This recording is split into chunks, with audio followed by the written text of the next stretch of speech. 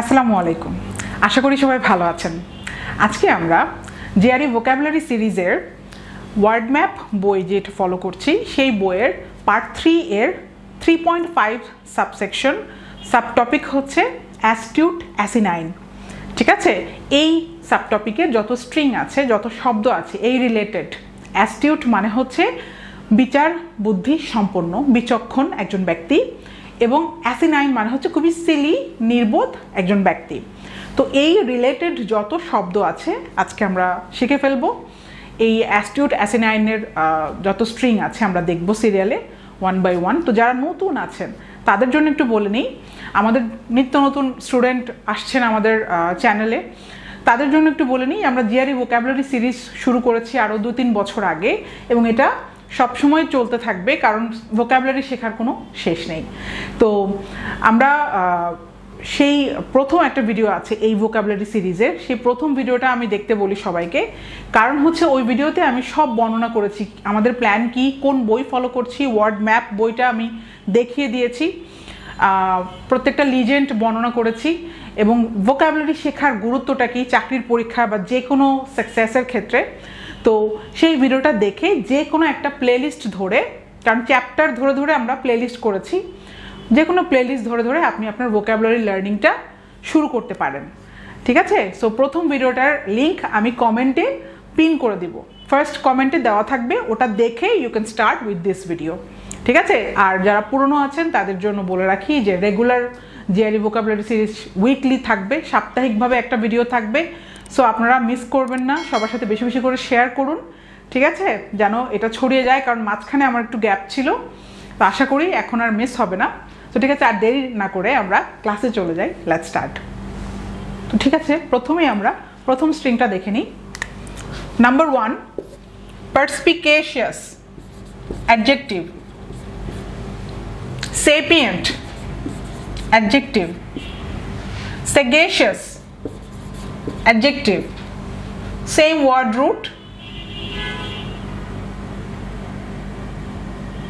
same word root এর legend দেখেন, sage noun, আর এগুলো সব ইকুয়াল আছে। ইকুয়াল হচ্ছে, ইকুয়াল লিজেন্ড মানে হচ্ছে সিনোনিমের লিজেন্ড, অর্থাৎ সেম একদম হুবহু মিনিং হলে সেটা হচ্ছে ইকুয়াল লিজেন্ড দেওয়া থাকে। আর এখানে এই লিজেন্ড হচ্ছে সেম ওয়ার্ড রুটের লিজেন্ড, অর্থাৎ সেগেশিয়াস এবং সেজ একই রুট থেকে এসেছে। তাহলে নাউন, এবং এটা রিলেটিভের লিজেন্ড, এই কোলন থাকলে বুঝতে হবে এটা হচ্ছে রিলেটিভের লিজেন্ড, অর্থাৎ সেজ আর ওয়াইজ হচ্ছে রিলেটিভ, কাছাকাছি মিনিং, তবে হুবহু না। ওয়াইজ আবার অ্যাডজেক্টিভ। প্রথমে আমরা যত পার্টস অফ স্পিচ সেটা দেখে নিই। আচ্ছা, ওয়াইজের আবার সেকেন্ডারি মিনিং, এই যে সেকেন্ড ব্র্যাকেট থাকা মানে কি, মানে সেকেন্ড ব্র্যাকেট লিজেন্ড থাকলে বুঝতে হবে এটা হচ্ছে সেকেন্ডারি মিনিং। ওয়াইজের সেকেন্ডারি মিনিং হচ্ছে জুডিশিয়াস অ্যাডজেক্টিভ। আচ্ছা, ইকুয়ালের লিজেন্ড, এটা কিন্তু আবার ওয়াইজের সাথে ইকুয়াল, ঠিক আছে, এটা কিন্তু জুডিশিয়াসের ইকুয়াল না, জুডিশিয়াস হচ্ছে ওয়াইজের সেকেন্ডারি মিনিং। এখন আবার এখান থেকে ওয়াইজের ইকুয়াল হচ্ছে ইনসাইটফুল, অর্থাৎ ওয়াইজের সিনোনিম একদম হুবহু মিনিং হচ্ছে insightful adjective. Acute equal to acute adjective. কিন অ্যাডজেক্টিভ। Perceptive adjective. এখন হচ্ছে দেখেন, এই লিজেন্ডের মানে হচ্ছে সিনোনিম ভ্যারিয়েন্টের লিজেন্ড, অর্থাৎ সিনোনিম কিন্তু একটু ভ্যারিয়েন্ট, একটু মিনিংয়ে একটু ভ্যারাইটি আছে, একটু আলাদা মিনিং, কাছাকাছি তবে হুবহু মিনিং না। তাহলে পারসেপটিভের সিনোনিম ভ্যারিয়েন্ট হচ্ছে ডিসার্নিং অ্যাডজেক্টিভ। আবারও synonym variant observant adjective. Synonym variant astute adjective. Equal, অ্যাস্টিউটের আবার ইকুয়াল মানে হুবহু মিনিং, ইন্টারচেঞ্জেবলি ইউজ করা যাবে, তার মানে এটা হচ্ছে shrewd adjective. Equal to savvy adjective. Equal to sharp adjective. প্রত্যেকটা ওয়ার্ডই ইম্পর্টেন্ট, এখানে দাগিয়ে দেওয়ার আর কিছুই নাই, প্রত্যেকটাই আপনার জানতে হবে। হ্যাঁ, অনেক বড় একটা স্ট্রিং, কিন্তু আমরা একে একে এখন মিনিংটা দেখব। পারস্পিকেশিয়াস, হ্যাঁ, ভালো করে বানানটা দেখে নেবেন, perspicacious, perspicacious। এটা মানে হচ্ছে বিচার বুদ্ধি সম্পন্ন একজন ব্যক্তি, বিচক্ষণ একজন ব্যক্তিকে আমরা বলবো পার্সপিকেশিয়াস, যার কাণ্ড জ্ঞান আছে, ঠিক আছে, এরকম একজন ব্যক্তিকে আমরা বলবো পার্সপিকেশিয়াস একজন ব্যক্তি। এই যে সেপিয়েন্ট, সেপিয়েন্টটা খুব মনে রাখাটা খুব ইজি, আমরা হোমো সেপিয়েন্স, তাই না? আমাদের বৈজ্ঞানিক নাম কি? মানুষের বৈজ্ঞানিক নাম হচ্ছে হোমো সেপিয়েন্স। যারা সায়েন্সে পড়েছেন, বায়োলজিতে আমরা শিখতে হয়েছে, আর যারা সায়েন্সে পড়েননি তারাও কিন্তু আমরা মোটামুটি কিন্তু জানি যে মানুষের বৈজ্ঞানিক নাম হচ্ছে হোমো সেপিয়েন্স। এই সেপিয়েন্সটা এসেছে হচ্ছে বোঝায় যে যাদের জ্ঞান আছে, অনেক জ্ঞানী ক্যাটাগরিতে ফেলার জন্য ওটার নাম হয়েছে ক্লাস বা শ্রেণী বা গণ, যেটাকে বলে সেপিয়েন্স। সেপিয়েন্স হচ্ছে বোঝাচ্ছে যে অনেক জ্ঞানী একটা ক্যাটাগরিকে সেপিয়েন্স বলে। তাহলে সেপিয়েন্ট হচ্ছে অ্যাডজেক্টিভ, মানে হচ্ছে অনেক জ্ঞান আছে যার, তাকে আমরা বলবো একজন সেপিয়েন্ট একজন ব্যক্তি, পার্সপিকেশিয়াস একজন ব্যক্তি। আপনার বাবাকে আপনি বলতে পারেন my father who is of 60 years of age, হয়তো 60 বছর বয়সে আমার বাবা, সে অবশ্যই পার্সপিকেশিয়াস। 60 বছর বয়সে একজন মানুষ অবশ্যই বিচক্ষণ হয়ে যায়, তার কাণ্ডজ্ঞানটা চলে আসে, সে তার কিন্তু কমন সেন্স থাকে, একটা ছোট বাচ্চার মতো কিন্তু সে কাজ করবে না। তাহলে বলবো my father is a perspicacious man, my teacher is a sapient teacher, মানে অনেক জ্ঞান সম্পন্ন একজন ব্যক্তিকে আমরা বলবো সেপিয়েন্ট। এই যে সেগেশিয়াস আর সেজ, সেজ থেকে সেগেশিয়াস এসেছে, এটা যদি ওয়ার্ড রুট ধরি সেজ, আর এটাও এই যে সেম ওয়ার্ড রুট, সেজ যদি জানি তাহলে সেগেশিয়াসও আমরা পারবো। সেজ মানে হচ্ছে একজন মহাপণ্ডিত ব্যক্তি, একজন প্রাজ্ঞ একজন ব্যক্তি, এবং ঋষিকে বলবো সেজ। যেমন সাদগুরু, আমাদের ইউটিউবে কিন্তু ওনার অনেক মিলিয়ন্স, প্রায় 12 মিলিয়নের উপরে হচ্ছে ওনার ফলোয়ার, ওনার আছে, একটা প্রতিষ্ঠানও আছে, ঈসা যোগা সেন্টার। হ্যাঁ, তো উনি একজন সেজ, ওনাকে বলবো সরাসরি একজন ঋষি, মানে যার অনেক, যে সিদ্ধি লাভ করেছে, ঠিক আছে, যে অনেক ধ্যান করে এবং তার অনেক প্রজ্ঞা আছে, অনেক জ্ঞানী কোনো ব্যক্তি, যে কোনো প্রশ্ন থ্রো করলে উনি কিন্তু উত্তর দিতে পারে, তাহলে he is a sage. Sadhguru is a modern day sage আমরা বলতে পারি। তাহলে সেগেশিয়াস একটা অ্যাডজেক্টিভ, অর্থাৎ হি ইজ এ সেগেশিয়াস ব্যক্তি, যার অনেক প্রজ্ঞা আছে, তাকে আমরা বলবো সেগেশিয়াস ম্যান। আপনার টিচার হতে পারে একজন সেগেশিয়াস প্রফেসর, একজন ইউনিভার্সিটির প্রফেসরকে আমরা বলবো একটা সেগেশিয়াস প্রফেসর, যার অনেক জ্ঞান আছে, জ্ঞানী, তবে এখানে একটু ঋষি টোনটা আছে, মানে একটু আধ্যাত্মিক যে ব্যক্তি আর কি, ঠিক আছে, কিছুটা মহামুনি ঋষি টাইপের হলে আমরা সেগেশিয়াস বা সেজটা ব্যবহার করব। ওয়াইজ, তাহলে ওয়াইজ তো আমরা বুঝি জ্ঞানী, উইজডম থেকে এসেছে না, ওয়াইজের নাউন হচ্ছে উইজডম। তাহলে ওয়াইজ আমরা কাকে বলি? একটা ব্যক্তি হচ্ছে নলেজেবল, একটা ইউনিভার্সিটিতে পড়ে এরকম একটা student, first year second year student, খুব ব্রিলিয়ান্ট, সে নলেজেবল হতে পারে কিন্তু ওয়াইজ নাও হতে পারে। ওয়াইজ মানে হচ্ছে যার রিয়ালিটি সম্পর্কে ধারণা আছে, বিচক্ষণতা আছে, ঠিক আছে, বিচার বুদ্ধি যার আছে। হ্যাঁ, যেমন মা বাবারা ওয়াইজ হন, বাচ্চারা কিন্তু ওয়াইজ হয় না। সে হয়তো ট্যালেন্টেড হতে পারে বাচ্চারা, কিন্তু ওয়াইজ হতে হলে একটা বয়সের সাথে সাথে মানুষ এক্সপিরিয়েন্স, অভিজ্ঞতার সাথে সাথে যেটা মানুষ লাভ করে, প্রজ্ঞা যেটাকে বলে, সেটাকে বলবো ওয়াইজ পারসন। ঠিক আছে, যে উল্টাপাল্টা কাজ করবে না, সে হচ্ছে ওয়াইজ একজন ব্যক্তি। সো ট্যালেন্টের সাথে বা নলেজের সাথে কিন্তু গুলিয়ে ফেলবেন না। ওয়াইজ হচ্ছে প্রজ্ঞা, ওয়াইজ হচ্ছে এক্সপিরিয়েন্সের সাথে সাথে একজন মানুষের আসে। সেটা বয়স কম হলেও অনেকে ওয়াইজ হতে পারে, এমন না যে হবে না, কারণ এক একজনের এক্সপিরিয়েন্সটা এক এক রকম। অনেকে আছে খুব কম বয়সে অনেক এক্সপিরিয়েন্স হয়ে যায়, তখন সে কিন্তু ওয়াইজ হতে পারে।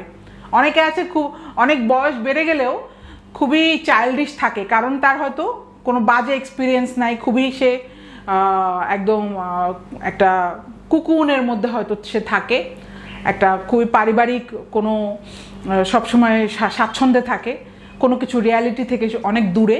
সো সে কিন্তু বয়স বাড়লেও ওয়াইজ কিন্তু হবে না। আচ্ছা, তাহলে ওয়াইজের সেকেন্ডারি মিনিং হচ্ছে জুডিশিয়াস। ঠিক আছে। এখানে জুডিশিয়াস মানেই হচ্ছে আপনি একজন জুডিশিয়ারি দিয়ে মনে রাখবেন, জুডিশিয়ারি মানে কি একজন বিচারক।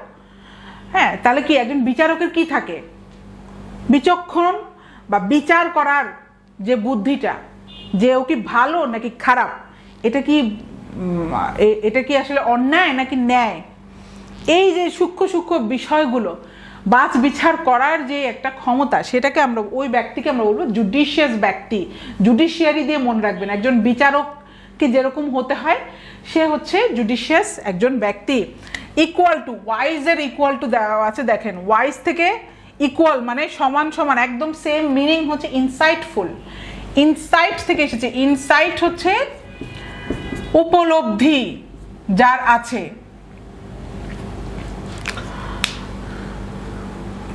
ঠিক আছে, প্রাজ্ঞ একজন ব্যক্তি যার মধ্যে অন্তর্দৃষ্টি যেটা আছে। উপলব্ধি হচ্ছে পারসেপশন, সেটা আমরা আসবো, পারসেপটিভে আসবো। ঠিক আছে, ওটা হচ্ছে উপলব্ধি, বাট ইনসাইটটা হচ্ছে আসলে অন্তর্দৃষ্টি সম্পন্ন। ঠিক আছে, যেমন গৌতম বুদ্ধ কি ছিল, একজন ইনসাইটফুল কি সেজ ছিল, ঋষি ছিল। ইনসাইটফুল মানে হচ্ছে যার অন্তর্দৃষ্টি আছে। ঠিক আছে, যে বুঝতে পারে এর পরিণতি কি হতে পারে, যার একটা অন্তর্দৃষ্টি আছে, তাকে আমরা বলবো very insightful person. My mother is a very insightful person. মারা কি হয়, অনেক গভীরভাবে কোনো উপলব্ধি করার ক্ষমতা রাখে, যেটা অনেক ক্ষেত্রে বাবারা হয়তো বা ছেলেরা ইন জেনারেল এতটা গভীর অনেক সময় হয় না, যতটা একটা নারী বা একটা মা যতটা হয়। খুব কাছ থেকে সে কিন্তু একটা মেয়ের কষ্ট সে দেখে। সো মানে ইনসাইটটা বিল্ড আপটা মেয়েদের একটু বেশি আমার মনে হয় তাড়াতাড়ি হয়। ঠিক আছে, যেটা ছেলেদের ক্ষেত্রে অনেক ক্ষেত্রেই ইনসাইট ব্যাপারটা, অন্তর্দৃষ্টি ব্যাপারটা হয়তো একটু পরে লেট করে আসে, তারপরও ভ্যারি করবে পার্সন টু পার্সন। ইনসাইটফুল তাহলে আমরা আই গেস বুঝতে পেরেছি। অ্যাকিউট, অ্যাকিউটটা অ্যাডজেক্টিভ অবশ্যই। অ্যাকিউটটা মেডিকেল টার্মও আছে, অ্যাকিউট ফিভার। জ্বর যখন খুব তীব্র জ্বর হয় তখন আমরা অ্যাকিউট ফিভার বলি। ঠিক আছে, তো ওইটা হচ্ছে মেডিকেল টার্ম ইউজ আর কি, মেডিকেল অ্যাডজেক্টিভ। আর নর্মালি যদি অ্যাকিউট বলা হয় তাহলে এখানে বোঝাবে তীক্ষ্ণ বুদ্ধিসম্পন্ন কোনো ব্যক্তিকে আমরা বলবো that man has an acute judgement. তার বিচার ক্ষমতা খুবই তীব্র আর কি, যার বিচক্ষণতা খুবই তীব্র, তাহলে বিচক্ষণ ব্যক্তিকে আমরা বলবো অ্যাকিউট ম্যান। ঠিক আছে, তাহলে কিন কি, কিন আবার বোঝাবে, আমরা বলি না হি ইজ ভেরি কিন on this topic, he is very কিন অ্যাবাউট দ্যাট গার্ল। ওই মেয়েটার ব্যাপারে সে খুবই কিন, মানে যখন একটা ইগারনেস থাকে, একটা খুব বেশি উৎসাহ কোনো কিছু বিষয়ে, আগ্রহটা যখন বেশি থাকে সেটাকে আমরা কিন বলি। কিনের আরেকটা মিনিং আছে এই যে অ্যাকিউট দিয়ে, অ্যাকুইটি যার মধ্যে আছে। অ্যাকিউটের নাউন হচ্ছে অ্যাকুইটি, এটা আমরা পরবর্তীতে পড়বো, কিন্তু আমি এখনই বলে রাখি অ্যাকুইটি থেকে এসেছে। অ্যাকুইটি যার মধ্যে আছে সে হচ্ছে কিন। তো একটা হচ্ছে খুবই আগ্রহ আছে, এটা একটা মিনিং। আরেকটা মিনিং হচ্ছে তীক্ষ্ণ বুদ্ধি সম্পন্ন কোনো ব্যক্তিকেও আমরা, তুখোড় ট্যালেন্টেড কোনো ব্যক্তিকেও আমরা বলবো কিন। That student is a very কিন স্টুডেন্ট। এখানে কিন্তু আগ্রহ বোঝাচ্ছে না, এখানে বোঝাচ্ছে বিচক্ষণ এবং তুখোড় চৌকস একটা স্টুডেন্ট। পারসেপটিভ ইকুয়াল আছে, পারসেপটিভ হচ্ছে উপলব্ধি, উপলব্ধি ক্ষমতা সম্পন্ন। উপলব্ধি দিয়ে মনে রাখবেন, উপলব্ধি ক্ষমতা সম্পন্ন কোনো ব্যক্তিকে বলবো পারসেপটিভ পারসন, যার যে কোনো সিচুয়েশনে পড়লে খুব ভালো উপলব্ধি করতে পারে, খুব দ্রুত উপলব্ধি করতে পারে যে কোনটা কি করা উচিত, রিয়ালিটিটা আসলে কি। হ্যাঁ, উপলব্ধি বোধ ক্ষমতা সম্পন্ন। অনেকে আছে দেখবেন যে ক্যালাস, ক্যালাস মানে কি, মানে কার কি ক্ষতি হলো, কার কি ভালো হলো তার জন্য তার কোনো জ্ঞান নেই। সে মানুষের এক্সপিরিয়েন্সটা, মানে আমরা বলি না সিম্প্যাথি আর এমপ্যাথি, যার মধ্যে কোনো এমপ্যাথি নাই সে হচ্ছে ক্যালাস। আর পারসেপটিভ হলে তার মধ্যে এমপ্যাথিটা থাকবে, কারণ সে উপলব্ধি করতে পারে যে আসলে তার কত ক্ষতি হচ্ছে, তার কত বড় সর্বনাশ হচ্ছে, এই উপলব্ধি ক্ষমতাটা তার মধ্যে আছে। দেয়ারফর এমপ্যাথিও তার মধ্যে কাজ করবে।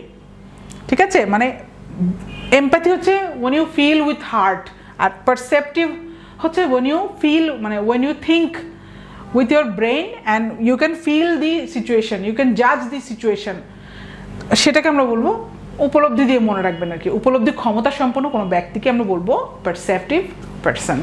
ঠিক আছে, এখন দেখেন সেম মানে সিনোনিম ভ্যারিয়ান্ট, অর্থাৎ হুবহু না, একটু আলাদা কিন্তু কাছাকাছি। ডিসার্নিং মানে সূক্ষ্ম পার্থক্য যে লক্ষ্য করতে পারে। ডিসার্ন করা অর্থাৎ খুবই সূক্ষ্ম পার্থক্য সে ধরে ফেলতে পারে, তাকে বলবো he is a discerning person, he has a very discerning judgment. ঠিক আছে, তাহলে খুবই একজন টিচার হতে পারে, একজন প্রফেসর হতে পারে, ইজ এ ভেরি ডিসার্নিং প্রফেসর। সে বুঝতে পারে কোন স্টুডেন্টের আসলে কি ধরনের নিড, কি ধরনের প্রয়োজন, একটা স্টুডেন্টকে সে কিভাবে পড়াবে, আরেকটা স্টুডেন্টকে সে কিভাবে হোমওয়ার্ক দিবে, কিভাবে সে অ্যাসাইনমেন্ট দিবে, সে বুঝতে পারে। ডিসার্নিং টিচার যে জেনারেলাইজ করে না, সে সবার পার্থক্যটা ধরে সেই অনুযায়ী কাস্টমাইজ করে যে পড়ায়, তাকে বলবো একটা ডিসার্নিং প্রফেসর, ডিসার্নিং টিচার। ঠিক আছে, আর অবজারভেন্ট অবজারভেশন থেকে এসেছে, যে ওই যে একই রকম মিনিং দেখেন, অবজারভেন্ট যে খুবই সূক্ষ্ম ব্যাপার ধরে ফেলতে পারে। অ্যানালিটিক্যাল সিনোনিম একটা হতে পারে অ্যানালিটিক্যাল, এটা দিয়ে মনে রাখবেন। অ্যানালিটিক্যাল রাইটিং আছে না, অ্যানালিটিক্যাল অর্থাৎ যে অ্যানালাইসিস করতে সক্ষম, সে হচ্ছে অবজারভেন্ট। আপনার একটা মানুষকে আপনি দেখলেন প্রথমবার, ঠিক আছে, কেউ হয়তো তার দাড়ি, গোঁফ, ঠিক আছে, তিল, মুখের তিল, হাতে হয়তো একটা দাগ আছে, সব সে ধরে ফেলতে পারে। কাপড়ের রং কি ছিল, তারপরে হচ্ছে কি ধরনের কাপড় ছিল, জুতাটা কি ধরনের ছিল, সে বলে দিতে পারে একদম প্রথম দেখায়। সে হচ্ছে কি অবজারভেন্ট। শার্লক হোমস কি ছিল, অবজারভেন্ট ছিল। দি সায়েন্স অফ ডিডাকশন মনে নেই, সে ডিডিউস করতে পারতো, জাস্ট একবার দেখে প্রত্যেকটা অবজার্ভ করে তার মাথায় সে সেট। অথচ একইভাবে ডক্টর ওয়াটসন দেখতো, সে কিন্তু এগুলো ধরতে পারতো না। সো শার্লক হোমস কি অবজারভেন্ট ছিল এবং ডিডাক্ট করতে পারতো, ডিডিউস করতে পারতো। দি সায়েন্স অফ ডিডাকশন, এটা মনে রাখবেন।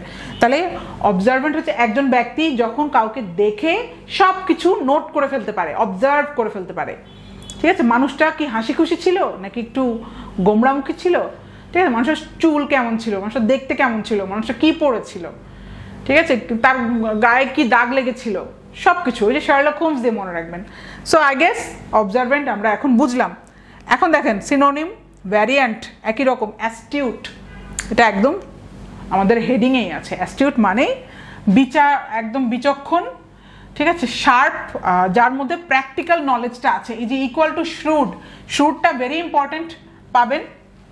শ্রুড আর অ্যাস্টিউট দুটোই বোঝায় যার প্র্যাকটিক্যাল নলেজটা আছে, মানে বাস্তববাদী যার জ্ঞান আছে, যে ইমোশনাল হয়ে কাজ করবে না, যে বুঝে শুনে সব প্রজ অ্যান্ড কনস সে কম্পেয়ার করে তারপরে সে যখন ডিসিশন নেবে, সে হচ্ছে শ্রুড একজন ব্যক্তি।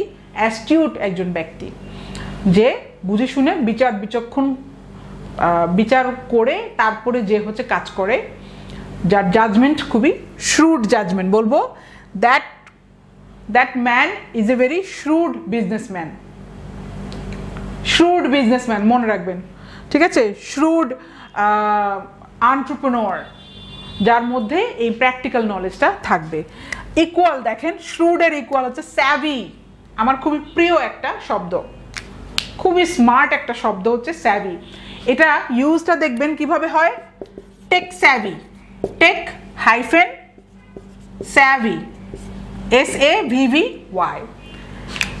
Our generation is a very tech savvy generation. The new generation, Gen Z যেটাকে বলছে, is a very tech savvy generation। মানে কি, যে ছোটবেলা থেকে ইনস্টাগ্রাম, একদম বাচ্চাকাল থেকেই হচ্ছে ইউটিউব, ঠিক আছে, যাদের জন্ম 3 বছর হয়নি এখন তারা ইউটিউব চালাতে পারে, তারা কি টেক স্যাভি, তারা সব জানে কিভাবে কি চালাতে হবে, ওয়েল ইনফর্মড। স্যাভি মানে হচ্ছে ওয়েল ইনফর্মড। টেক স্যাভি দিয়ে মনে রাখবেন, বাট এটা যে কোনো ক্ষেত্রে আপনি ইউজ করতে পারেন। যেমন আপনি আরও বলতে পারেন যে কোনো একটা সাবজেক্ট হয়ে স্যাভি হতে পারে, পলিটিক্স স্যাভি হতে পারে, সে একজন খুবই বুক স্যাভি, যে বই টই নেড়ে খুব অভ্যস্ত, বই বিশারদ, যে অনেক বই পড়ে তাকে আমরা বলতে পারি বুক স্যাভি। ঠিক আছে, he is a very book savvy person, book savvy, বিভিন্ন বই নেড়ে তার অভ্যাস আছে, বই সম্পর্কে অনেক ভালো জ্ঞান আছে। ওয়েল ইনফর্মড কোনো ব্যক্তিকে আমরা বলবো স্যাভি ব্যক্তি। তাহলে টেক স্যাভি বললাম যে যাদের টেকনোলজি সম্পর্কে খুব ভালো জ্ঞান আছে, সব কিছু চালাতে পারে, ঠিক আছে, কম্পিউটারের সব কিছু সম্পর্কে নলেজ আছে। ডাজন্ট মিন যে প্রোগ্রামার, হয়তো সে প্রোগ্রামিং করে না, বাট স্যাভি। যেমন বললাম না জেন জি, ছোট বাচ্চারা, আপনার যারা এখন ধরেন 5-6 বছর, তাদেরকে আমরা বলবো জেন জি এর বাচ্চা কাচ্চা। তো জেনারেশন জি যারা, তারা খুবই টেক স্যাভি হয়, টেকনোলজির প্রত্যেকটা অ্যাসপেক্ট সম্পর্কে তাদের জ্ঞান আছে। মেশিন লার্নিং কি সে এখনই বুঝে, ঠিক আছে, এআই কি সে এখনই বুঝে, চ্যাট জিপিটি সম্পর্কে সে এখনই নাড়াচাড়া করছে, সে এখনই হয়তো চ্যাট জিপিটিতে হয়তো কিছু করতে পারছে, ইউজ করতে পারে। সো টেক স্যাভি অথবা স্যাভি ব্যক্তি, যে কোনো কিছুর পরে যখন আপনি হাইফেন দিয়ে স্যাভি লাগাবেন তখন বোঝাবে যে সেই সম্পর্কে খুব ভালো ধারণা রাখে, তাকে আমরা বলবো স্যাভি ব্যক্তি। আচ্ছা, ইকুয়াল টু শার্প। শার্প মানে আমরা কি জানি, খুবই তীক্ষ্ণ ধারালো, তাই না? একটা ব্লেডকে আমরা কি বলবো, শার্প। একটা ব্লেড হচ্ছে খুবই শার্প একটা বস্তু, যেটা ধরলে কেটে যাবে। তো ওটারই মেটাফরিক ইউজ হচ্ছে এখানে, ইউজ হচ্ছে সেটা হচ্ছে শার্প একজন ব্যক্তি, অর্থাৎ তার মেধা, তুখোড় মেধাবী, ঠিক আছে, তুখোড় দৃষ্টিভঙ্গি সম্পন্ন, ভঙ্গি যার আছে, যার চৌকস কোনো একটা স্টুডেন্টকে আমরা বলবো শার্প একটা স্টুডেন্ট, খুবই ট্যালেন্টেড এবং খুবই দ্রুত, যার মধ্যে খুব দ্রুত কোনো কিছু শিখতে পারে, তখন আমরা বলবো he is a very sharp student. আমরা এখন 2 নম্বর স্ট্রিংটা দেখব। অ্যাকিউট অ্যাডজেক্টিভ, ডেরিভেটিভের চিহ্ন আছে, লিজেন্ড, এটা মানে হচ্ছে ডিরাইভ করা, অর্থাৎ পার্টস অফ স্পিচটা চেঞ্জ হবে। অ্যাকিউট অ্যাডজেক্টিভ, এখন এরপরে আমরা নাউন পেলাম। অ্যাকিউটের নাউন হচ্ছে অ্যাকুইটি, ইকুয়াল লিজেন্ড অর্থাৎ সিনোনিম, অ্যাকিউটনেস এটাও নাউন। ইকুয়াল থাকলে পার্টস অফ স্পিচটাও মানে ফরম্যাটটাও সেম থাকে, অর্থাৎ অ্যাকুইটি নাউন, ইকুয়াল টু থাকলে অ্যাকিউটনেসও নাউন হবে, ঠিক আছে। এটা একটা বৈশিষ্ট্য এই বইটার ডিজাইনের ক্ষেত্রে, যে লিজেন্ড ইকুয়াল থাকলে পার্টস অফ স্পিচও ইকুয়াল হবে। আচ্ছা, তাহলে অ্যাকিউট মানে আমরা আগেই দেখেছি খুবই শার্প, তীব্র, তুখোড় অথবা কিন, এটার সিনোনিম কি, কিন, খুবই তুখোড় মেধার বা বিচক্ষণতা যার মধ্যে থাকবে তাকে আমরা বলবো অ্যাকিউট, ঠিক আছে। অ্যাকিউট একজন ব্যক্তিত্ব, অ্যাকিউট জাজমেন্ট, ঠিক আছে। অ্যাকুইটির নাউন তাহলে কি, কিননেস অথবা sharpness. Noun acuity, that judge has the acuity to discern the guilty and the innocent. তাহলে ওই জাজটার সেই অ্যাকুইটি আছে, সেই বিচক্ষণতা, বিচারবোধ সম্পন্ন মেধা আছে, বা সেই বিচার বুদ্ধি আছে, অ্যাকুইটি আছে, ঠিক আছে, চৌকস ব্যাপারটা আছে, যে ধরতে পারে আসলে কে এখানে পাপী বা এখানে দায়ী কে, অপরাধী কে, আর কে এখানে নিরপরাধ। তাহলে বলবো অ্যাকুইটি। আই গেস বুঝতে পেরেছেন। ইকুয়াল টু অ্যাকুইটনেস, এটা কি নাউন, এটা হচ্ছে শার্পনেস দিয়ে মনে রাখবেন, তীক্ষ্ণতা, অ্যাকিউটনেস, তীব্রতা। ওই যে অ্যাকিউট, ওই যে মেডিকেল টার্মও হতে পারে, অ্যাকিউট মানে তীব্রতা, অ্যাকিউট ফিভার, ঠিক আছে, তাহলে ওটা সেক্ষেত্রে হবে তীব্রতা। আর এমনিতে বোঝাচ্ছে এখানে হ্যাঁ বিচক্ষণতাটা, ঠিক আছে, তীক্ষ্ণতা, বুদ্ধির তীক্ষ্ণতা, সেটাকে আমরা বলবো অ্যাকিউটনেস। আচ্ছা, 3 নম্বর স্ট্রিং হচ্ছে politic adjective, same word root, impolitic, এটাও অ্যাডজেক্টিভ, সেম ওয়ার্ড রুট, ঠিক আছে, এই যে পলিটিক আছে সব জায়গায়, এখানেও পলিটিক আছে, এই কারণে রুট অ্যাপলিটিক্যাল অ্যাডজেক্টিভ। পলিটিক ওয়ার্ডটা ইন্টারেস্টিং এবং ইম্পর্টেন্টও। হ্যাঁ, পলিটিক্স দিয়ে মনে রাখবেন, বাট যদিও পলিটিক্সের সাথে কোনো দূর দূরান্তে এর স্বাদ নেই। পলিটিক্স দিয়ে মনে রাখতে আমি কেন বললাম, কারণ হচ্ছে পলিটিক্স মানে কি, রাজনীতি মানে কি, যখন যেটা প্রয়োজন সেটা করা। ক্ষমতায় থাকার জন্য মানুষ কি না করে, রাজনীতিতে সবই জায়েজ বলে না।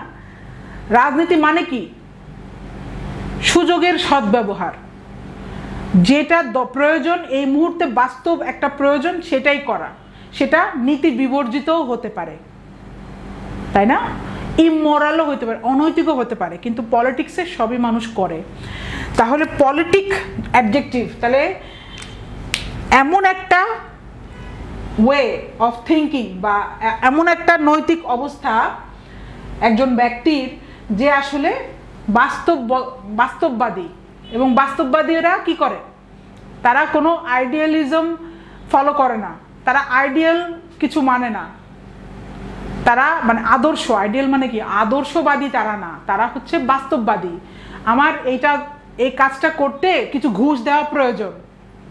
একজন আইডিয়ালিস্টিক মানুষ হলে কখনোই কিন্তু ঘুষ দিয়ে একটা চাকরি নিত না। কিন্তু যে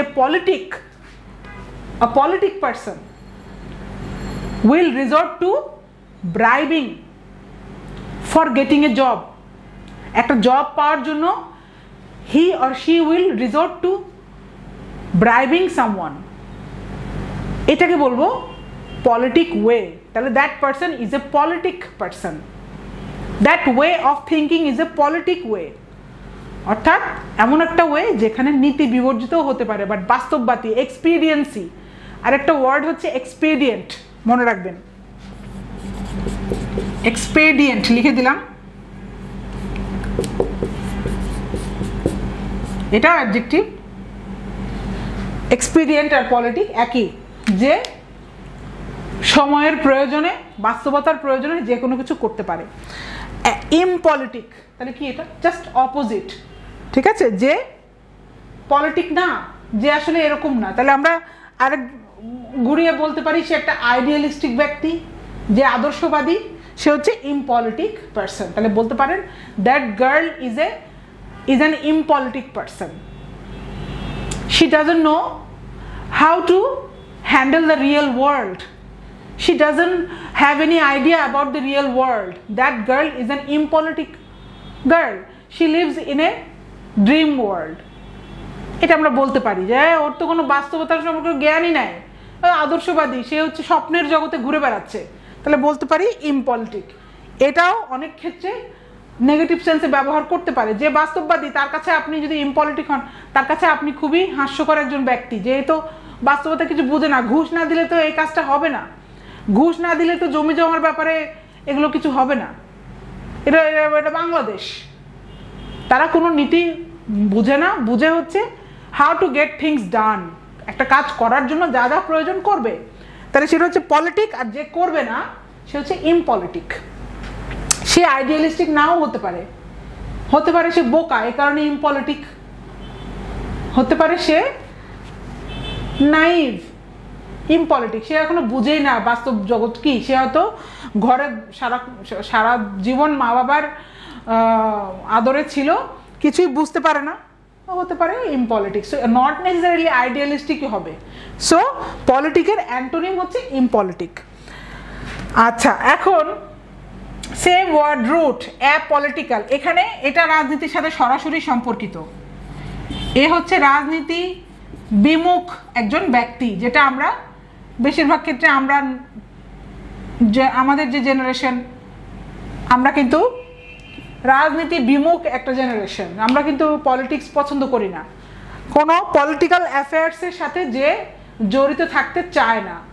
অর্থাৎ একজন হচ্ছে আওয়ামী লীগও করে না, বিএনপিও করে না, নিরপেক্ষ, তাহলে তাকে বলবো অ্যাপলিটিক্যাল পারসন, যে আসলে রাজনৈতিক মতবাদ পোষণ করে না, যে নিরপেক্ষ, তার কাছে বিএনপিও ভালো না, তার কাছে আওয়ামী লীগও ভালো না, আবার কেউ খারাপও না। তো যার পলিটিক্যাল অ্যাফেয়ার্সের কোনো ইন্টারেস্ট নাই তাকে আমরা বলবো অ্যাপলিটিক্যাল। তাহলে এটা সরাসরি পলিটিক্সের সাথে জড়িত। আচ্ছা, 4 নম্বর স্ট্রিংটা দেখি, discriminating adjective, same word root, indiscriminate, এটাও কিন্তু অ্যাডজেক্টিভ। দেখে মনে হচ্ছে, এটা কেয়ারফুল থাকবেন, এটা কিন্তু মনে হচ্ছে যে এটা মনে হয় ভার্ব, কিন্তু আসলে এটা ভার্ব না, এটা কিন্তু অ্যাডজেক্টিভ। ঠিক আছে, ডিসক্রিমিনেট করা হচ্ছে ভার্ব, অর্থাৎ বৈষম্য করা, কিন্তু ইনডিসক্রিমিনেট এটা অ্যাডজেক্টিভ। এটা মানে হচ্ছে বাছ বিচারহীন, বাছ বিচারহীন নির্বিশেষে, আমরা বলি না যে নারী পুরুষ নির্বিশেষে এটা করতে হবে, ওইটা সেন্সটা ভালো সেন্স, কিন্তু এখানে বোঝাচ্ছে ইনডিসক্রিমিনেট কিলিং দিয়ে মনে রাখবেন। মুক্তিযুদ্ধের সময় কি হয়েছে, পাকিস্তানি বাহিনীরা ইনডিসক্রিমিনেট কিলিং চালিয়েছে, অর্থাৎ তারা নিরপরাধ নারী পুরুষ বাচ্চা ছোট বাচ্চা, ঠিক আছে, সবাইকে ইনডিসক্রিমিনেট ভাবে কিলিং চালিয়েছে। তাহলে there killing was an indiscriminate killing, তারা কোনো বাছবিচার করেনি। হতে পারতো যে শুধু মুক্তিযোদ্ধাদেরকে মারতেছে, তাহলে আমরা মানতাম, কিন্তু তারা যারা নিরপরাধ সাধারণ মানুষ, যারা যুদ্ধের সাথে কোনো স্বাদ নাই, তাদেরকে তারা হত্যা করেছে নির্মমভাবে। তাহলে সেটা হচ্ছে বাছবিচারহীন indiscriminate killing of the Pakistani military while the liberation war। আর ডিসক্রিমিনেটিং তাহলে কি, এখানে বৈষম্য করা দিয়ে এটা বোঝাচ্ছে না, এটা বোঝাচ্ছে সূক্ষ্ম সূক্ষ্ম পার্থক্য যে করতে পারে। খুবই ডিসক্রিমিনেটিং মাইন্ড, বলতে পারি যে that student has a very discriminating mind, অর্থাৎ সূক্ষ্ম সূক্ষ্ম পার্থক্য যে লক্ষ্য করতে পারে, সে হচ্ছে একটা ডিসক্রিমিনেটিং মাইন্ড আছে, তার মনটা আর তার ব্রেইনটা ডিসক্রিমিনেটিং ব্রেইন, অর্থাৎ সে ছোট ছোট পার্থক্য ধরতে পারে এবং সে সেভাবে কাজ করতে পারে। আমরা বলতে পারি দ্যাট জাজ হ্যাজ এ ডিসক্রিমিনেটিং মাইন্ড। এটা তার মানে বৈষম্য করা না, এটা কিন্তু ওই সেন্সে না, এটা হচ্ছে ভালো সেন্সে। ঠিক আছে, কিছুটা ওই যে আমরা শিখেছি যে পারসেপটিভ, তারপরে ইনসাইটফুল, সেটার কাছাকাছি হচ্ছে ডিসক্রিমিনেটিং, অর্থাৎ যে পার্থক্যগুলো বুঝতে পারে, ঠিক আছে, সে যে পার্থক্য করে একটা জাজমেন্টে আসতে পারে। আচ্ছা, 5 নম্বর স্ট্রিং, এটা হচ্ছে দেখেন লিজেন্ডটা, এখানে দেখেন শুরুতেই গট ক্যারিড অ্যাওয়ে, এটা হচ্ছে লিজেন্ড। এই লিজেন্ডটার মানে হচ্ছে এই পুরো স্ট্রিংয়ে আমরা যা শিখবো সেটা আসলে এই অ্যাস্টিউট অ্যাসিনাইন থেকে একটু বিচ্যুত হবে। ঠিক আছে, এই লিজেন্ডের এই স্ট্রিংটার যেসব ওয়ার্ড আছে, এই লিজেন্ডটা থাকা মানে হচ্ছে এই থিমটা থেকে এখন একটু বিচ্যুত হবে, একটু অন্যরকম ওয়ার্ড আমরা শিখবো, বাট নানদেলেস জড়িত, দূর থেকে হলেও জড়িত আছে। তো এই কারণে এই টপিকে আছে। এখন আমরা দেখি পারসেপটিভ অ্যাডজেক্টিভ, সেটা আমরা শিখেছি, same word root, receptive adjective, same word root, imperceptible adjective, subliminal relative legend আছে অ্যাডজেক্টিভ, ডিরাইভ করলাম সাবলাইম, এটাও অ্যাডজেক্টিভ। পারসেপটিভ আমরা আগেই শিখেছি, যার উপলব্ধি ক্ষমতা সম্পন্ন কোনো ব্যক্তিকে আমরা বলবো he is a very perceptive person, যার উপলব্ধি ক্ষমতা আছে। রিসেপটিভ কি, he has a that student has a receptive mind, অর্থাৎ quick to learn ideas, quick to knowledge, quick to receive knowledge. Receive থেকে এসেছে না, রিসেপটিভ, রিসেপশন হচ্ছে নাউন, তাহলে রিসিভ থেকে রিসেপটিভ, যার ব্রেইনটা খুবই উন্মুক্ত, কিউরিয়াস দিয়ে মনে রাখবেন, কিউরিয়াস। যারা কিউরিয়াস, যারা কৌতূহলী, তারা খুব দ্রুত আইডিয়া নলেজ অ্যাবজর্ব করতে পারে। তাহলে রিসেপটিভ হলে quick two absorb knowledge, absorb ideas, তাকে বলবো হি হ্যাজ এ রিসেপটিভ মাইন্ড। যে কোনো একটা স্টুডেন্ট হতে পারে, ইয়াং বাচ্চা কাচ্চা, তাদেরকে বলতে পারেন যে তাদের রিসেপটিভ মাইন্ড কাজ করে, খুব দ্রুত তারা শিখে ফেলে, তারা অবজার্ভ করে, বড়রা কি করছে দেখে। ঠিক আছে, একটা ইয়াং বাচ্চা খুব দ্রুত শিখতে পারে, আমরা শিখতে গেলে অনেক টাইম লাগে, আমাদের ব্রেন সেভাবে কাজ করে না। ঠিক আছে, সো রিসেপটিভ। আচ্ছা, তাহলে ইমপারসেপ্টিবল, পারসেপশন থেকে এসেছে পারসেপ্টিবল। আর ইম মানে কি? অপোজিট অফ পারসেপ্টিবল, যেটা আসলে ইম্পসিবল অথবা difficult to the mind to perceive, difficult to perceive by the mind or senses, perceive by the mind or senses, ঠিক আছে? perceive by the mind or senses, খুব সহজে ধরা যায় না, imperceptible domination, imperceptible হ্যাঁ এক্সপ্রেশন, তার চেহারা দেখে বোঝা যাচ্ছে না সে কি খুশি নাকি অখুশি, সে কি দুঃখে আছে নাকি সুখে আছে, তাহলে ইমপারসেপ্টিবল, পারসিভ করতে পারছি না, ধরতে পারছি না, উপলব্ধি করতে পারছি না, ইমপারসেপ্টিবল, ঠিক আছে, যেটা সহজে ধরা যাচ্ছে না। আবার আমরা বলতে পারি যেটা অর্থাৎ মানে দেখা যায় না, সেন্স, আবার বলছে perceive by the mind or senses, অর্থাৎ কোনো ইন্দ্রিয় দিয়ে বোঝা যায় না। ইন্দ্রিয় কি? আমাদের দেখা দৃষ্টিশক্তি, তারপরে কি শ্রবণ শক্তি, তারপরে টেস্ট করি আমরা, এগুলো হচ্ছে ইন্দ্রিয় আমাদের, তারপরে ছুঁয়ে দেখা, স্পর্শ করা। তাহলে কোনোভাবেই আমি স্পর্শ করেও বুঝতে পারছি না, ইমপারসেপ্টিবল, ঠিক আছে? তার জ্বরটা হতে পারে ইমপারসেপ্টিবল, আমি ধরে বুঝতে পারছি না, তাহলে ইমপারসেপ্টিবল বোঝা যাচ্ছে যে আমাদের ইন্দ্রিয় শক্তি দিয়ে আমরা বুঝতে পারছি না, তাহলে বলবো it is an imperceptible expression, imperceptible fever, imperceptible domination, তার ডমিনেশনটা বোঝা যায় না কিন্তু আছে। সো আই গেস বুঝতে পেরেছেন। এখন দেখি সাবলিমিনাল, খুবই ইম্পর্টেন্ট ওয়ার্ড, সাবলাইম, এটাও ইম্পর্টেন্ট। এই সাবলাইম বুঝলে সাবলিমিনালও বুঝবেন। সাবলাইম হচ্ছে মহত্তম শ্রেণীর, সাবলাইম, ইন্সপায়ারিং অ, ভেনারেশন, ইন্সপায়ারিং অ ভেনারেশন, অর্থাৎ যেটা দেখলে অনেক শ্রদ্ধা কাজ করে, অনেক মানে শ্রদ্ধাবনত হয়ে যায় সবাই। সাবলাইম মানে সর্বোচ্চ শ্রেণীর, মহত্তম শ্রেণীর বা উচ্চতম শ্রেণীর, ঠিক আছে? স্বর্গিক, নৈসর্গিক বলবো।